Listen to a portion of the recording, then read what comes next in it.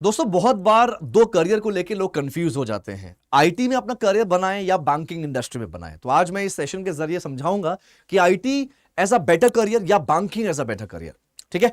तो बहुत बार अगर मैं स्टार्ट करते हैं आईटी से, बहुत बार मैंने देखा है कि आईटी में अगर आप जाना चाहते हो तो लोग बीटेक करते हैं आईटी से, कंप्यूटर साइंस से, बीसीए एमसीए करते हैं और उसके बाद आईटी की अपॉर्चुनिटीज मिलने लगती है। लेकिन याद रहे, हमेशा बोलता हूं कि कोई भी कोर्स करके आपकी नौकरी नहीं लगती। कोर्स करके नौकरी नहीं लगती है। जो नौकरी लगती है वो कोर्स में क्या सीखा है, कैसे उसको आपने इंप्लीमेंट किया, कैसे आप उसको यूज कर रहे हो, उससे नौकरी लगती है। राइट।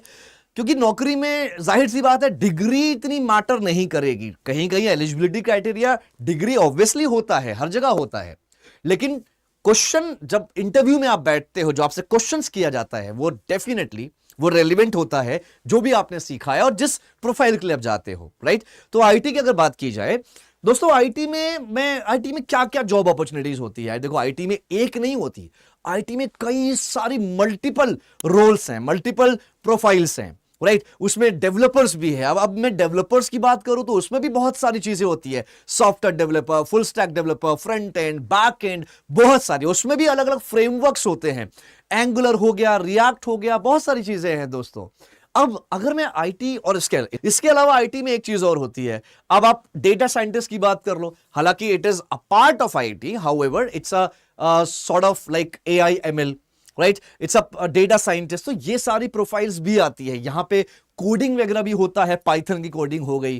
राइट। आपको पावर बीआई प्रेजेंटेशन आना चाहिए, टैबल्यू आना चाहिए, एक्सेल आना चाहिए, डेटा एनालिसिस का, बहुत सारी चीजें होती है। लेकिन अब मैं क्लियर बता देता हूं, अगर आप आईटी में अपना करियर बनाना चाहते हो, चाहे आपने बीटेक किया हो, बीटेक अगर किया है, बीटेक का केस लेते हैं, अगर आपने बीटेक किया है तो आपने ये सब सीखा ही होगा।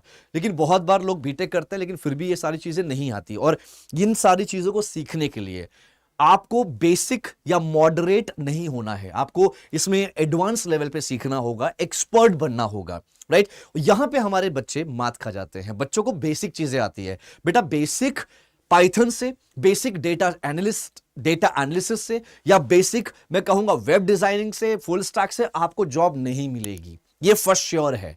राइट। क्योंकि जो कंपनी है ना, कंपनी भी यही चाहती है कि यार कंपनी ट्रेनिंग पे ज्यादा खर्च ना करे। कंपनी भी चाहती है कि उनको क्रीम कैंडिडेट्स मिले जो ऑलरेडी ट्रेंड रहे, ऑलरेडी उन्होंने प्रोजेक्ट्स पे काम किया हो, ऑलरेडी अलग अलग बग्स को आइडेंटिफाई किया हो, मतलब एरर आइडेंटिफाई किया हो, प्रॉब्लम फेस किया हो ऐसे प्रोजेक्ट्स में। उनको भी ऐसे लोग चाहिए, तभी तो वो अच्छे पैकेजेस देंगे। आईटी में ऑन एन एवरेज जो आप लोग सुनते हो ना, पैकेजेस बहुत अच्छे होते हैं, 10 लाख 20 लाख। यार शुरुआती तौर में इतना ज्यादा पैकेज ऑन एन एवरेज नहीं मिलता है।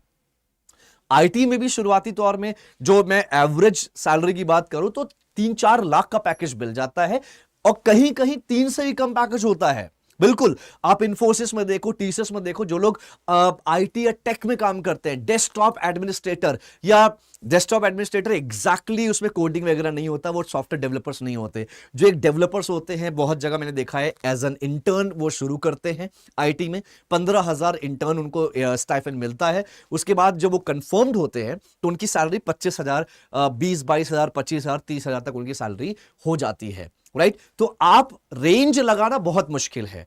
4 लाख 5 लाख से भी लोग अपना शुरुआत कर देते हैं। बट अगेन मैं कहूंगा, आपको कोडिंग या जो भी है आईटी में, जो भी चीज आप है उसमें आपको बेसिक नहीं काम आएगा। या तो मॉडरेट लेवल पे सीखिए, एटलीस्ट मॉडरेट तो होना ही चाहिए। उसके अलावा प्रोजेक्ट्स डिपेंड करता है, और अगर एडवांस में सीखा है तो बेशक बहुत अच्छा है। मैं बात करता हूं टाइम कितना लगता है। अगर आप आईटी में हो, अगर आपने बीटेक नहीं किया, बीसीएमसी नहीं किया, आप एकदम नॉन टेक कैंडिडेट हो और आईटी में जाना चाहते हो, बहुत सुना है आईटी के बारे में, तो आईटी में अपना करियर देखना चाहते हो, तो मैं आपको यही कहूंगा कि आप अभी अभी आपने ग्रेजुएशन कंप्लीट किया है और आपने कोई जॉब शुरू नहीं किया, और आपको लगता है कि नहीं सर मैं कर सकता हूं, मेरे पास कोई खास फाइनेंशियल प्रॉब्लम नहीं है, तो आप प्रॉपर फुल फ्लेज पूरी तरह से आप डेडिकेटेड अपना 1 साल जरूर दीजिए। 1 साल तो कम से कम होता है मिनिमम, क्योंकि यार जो अलग अलग फ्रेमवर्क्स होते हैं ना, अलग अलग सॉफ्टवेयर्स होते हैं, उसी में एक्सपर्टीज पाने में आपको टाइम लग सकता है। तो आप 1 साल दीजिए, अगर आप कर सकते हैं तो। लेकिन वहीं पे अगर आपकी एज मुझे लगता है 25-26 हो रही है तो बिल्कुल भी मैं आपको सजेस्ट नहीं करूंगा। आप अभी अर्ली 20s में हो, बिल्कुल सजेस्ट कर सकता हूं आप करिए, लेकिन बशर्ते आपके पास कोई फाइनेंशियल प्रॉब्लम ना रहे, आप फुल फोकस्ड कर सको उस पे काम, तभी आप ये सीखिएगा। रही बात, दूसरी बात करते हैं बैंकिंग इंडस्ट्री की।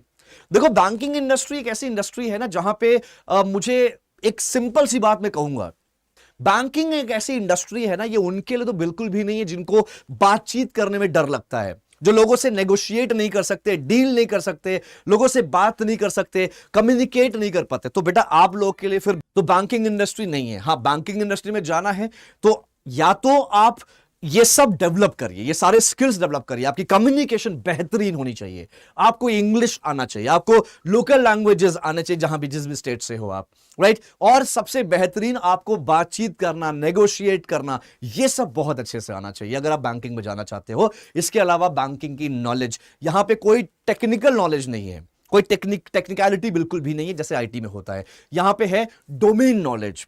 अब बैंकिंग कितनी बड़ी है, बैंकिंग के बारे में, बैंकिंग प्रोडक्ट्स के बारे में, बैंकिंग प्रोडक्ट्स काम कैसे करता है, बैंकिंग इंडस्ट्री कैसे काम करती है, ये सारी चीजें आपको सीखना होता है बैंकिंग इंडस्ट्री में जाने के लिए। And again very important part is, जैसे आईटी में आपको कम से कम साल भर तो लगेगा ही लगेगा, क्योंकि आपको पता होगा बीटेक भी लोग करते हैं फिर भी वो चीज नहीं सीख पाते जो एग्जैक्टली कॉर्पोरेट में डिमांड होता है। तो वहीं पे बीएफएसआई या बैंकिंग की बात करूं दोस्तों, तो साल भर की कोई खास जरूरत नहीं होती है। मैंने खुद लोगों को ट्रेन किया है, 2-2 महीना, 3-3 महीना इज इनफ, राइट। अगर आप फुल फ्लेज काम कर रहे हैं तो मुझे लगता है 2 से 3 महीना इनफ होता है, जहां पे आप पूरी बैंकिंग, पूरा कम्युनिकेशन, पूरा इंग्लिश सब कुछ सीखते हैं। 2 महीना में मैक्सिमम, ज्यादा बोल रहा हूं, मैक्सिमम तो नहीं बोलूंगा, बैंकिंग बहुत बड़ी चीज है, बट इतना तो आ जाएगा आपको कि आप एटलीस्ट एक बैंकिंग में एंटर कर सको, एक बैंक में अपनी अपनी करियर की शुरुआत कर सको, इतना आ जाएगा 2 से 3 महीने में। यार 2 से 3 महीने में बहुत कुछ आ जाएगा, मतलब बहुत कुछ, समझ रहे हो आप। रिटेल बैंकिंग, कॉर्पोरेट बैंकिंग, बहुत सारी चीजें आ जाएंगी यार।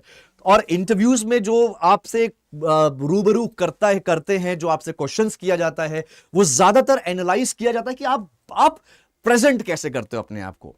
वहां पे बहुत ज्यादा डिटेल में क्वेश्चंस नहीं पूछा जाएगा बैंकिंग में, राइट। देखो आईटी में जब आप जाते हो किसी भी जगह इंटरव्यू देने, तो आपको कई सारे राउंड ऑफ इंटरव्यूज होते हैं।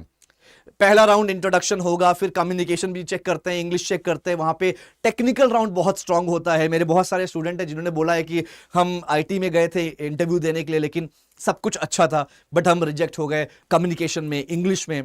लेकिन बैंक में क्या होता है ना, बैंक में हार्डली 1 या 2 राउंड ऑफ इंटरव्यू होता है, कहीं कहीं 3 हो गया तो हो गया, लेकिन 1 या 2 ही राउंड होता है, जहां पे एक एचआर राउंड होगा, एचआर डिस्कस करते हैं, फिर आपके जो मैनेजर होंगे वो आपसे डिस्कस करेंगे, आपसे जानने की कोशिश करेंगे आपके बारे में। यही होता है वहां पे, यही होता है बैंकिंग इंडस्ट्री में दोस्तों।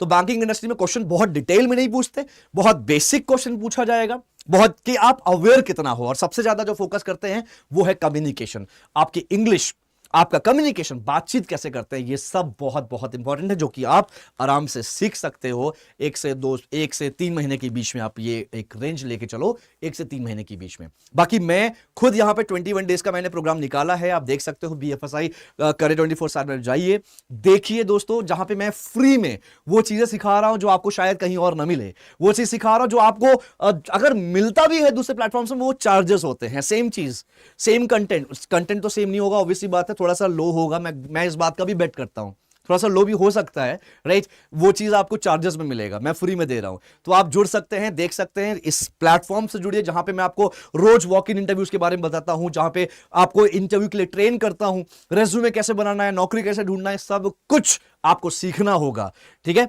आप एक चीज देखो, अगर आप कोई सरकारी नौकरी की तैयारी कर रहे हो या कर रहे थे, अभी आप कंफ्यूज हो, आपको नहीं पता, तो मैं चाहूंगा बस कुछ मत करो, इस प्लेटफॉर्म से जुड़ जाओ, बहुत सारी चीजें हैं। रही बात नौकरी की, तो मैंने अभी भी कहा है, कोई आपको फोर्स नहीं कर रहा है कि आप बैंक में ही आइए। आपको लगता है कि आप बैंक में सर्वाइव कर सकते हो, बैंक में अच्छा काम कर सकते हो, तो बिल्कुल आइए। लेकिन अगर आपको लगता है सर मेरे अंदर कमियां हैं, ये कमियां हैं, मैं सेल्स नहीं कर सकता, मैं बातचीत नहीं कर सकता, वो इंट्रोवर्ट एक्सट्रोवर्ट वाला कॉन्सेप्ट है, तो मैं आपको यही कहूंगा 2 चीज है, या तो आप बैंकिंग इंडस्ट्री में आने का अगर सपना है तो वो स्किप कर दीजिए, छोड़ दीजिए, या तो आप डेवलप करिए सारे स्किल्स, यही आप कर सकते हैं। अब आईटी की बात करें तो आईटी में आपको टाइम लगेगा, इसमें कोई दो राय नहीं है।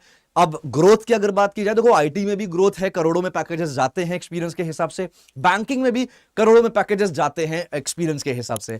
आईटी में आप ले ऑफ्स होते रहते हैं, आईटी में भी देखो लेऑफ्स भी एक रीजन है। मैं एक और बात बताता हूं, लेऑफ्स आईटी में होते हैं, बहुत सुना है आपने, लेकिन लेऑफ के भी रीजंस होते हैं। अगर आप स्किल्ड नहीं हो तो लेऑफ होगा ही होगा, राइट। तो वहां पे भी मैं ये नहीं बोलता कि आईटी में लेऑफ्स बहुत ज्यादा होते हैं, आपको नहीं जाना चाहिए। तो लेऑफ की वजह से आईटी ना चुनना ये बिल्कुल भी मुझे लगता है ये जस्टिफाई नहीं करता, ठीक है। तो लेऑफ होता है क्योंकि जो लोग स्किल्ड नहीं है एक पर्टिकुलर प्रोजेक्ट के लिए, जो लोग रेडी नहीं है, उनको जो स्किल्स नहीं आता, तो उनको यार ले ऑफ हो सकता है, ठीक है। अगर आपको आईटी में भी जाना है तो फुल फ्लेज एक्सपर्ट बनिए, बैंकिंग में जाना है तो बैंकिंग में आपको मैंने कहा 1 से 3 महीने में सीखिए, लेकिन अंदर जाके आप चीजें सीख सकते हो, अच्छे से स्किल्स पे काम कर सकते हो। अब एक और बात बताऊंगा, अगर आप फ्रेशर हो या बैंक में अपना करियर बनाना चाहते हो, मैं वॉक इन इंटरव्यूज लाता रहता हूं बैंकिंग के लिए। दोस्तों डिस्क्रिप्शन में जाके देखो, 4-5 लिंक्स दिया है। अगर आप एक्सिस बैंक में सेल्स ऑफिसर बनना चाहते हो, राइट, पैन इंडिया कहीं से भी, तो आप सेल्स ऑफिसर का फॉर्म दिया है, जरूर भरिएगा। अगर आप एक्सिस बैंक में असिस्टेंट मैनेजर ज्वाइन करना चाहते हो, आप हरियाणा और पंजाब लोकेशन से हो, सिर्फ हरियाणा पंजाब से, राइट, तो असिस्टेंट मैनेजर के लिए फॉर्म दिया हुआ है।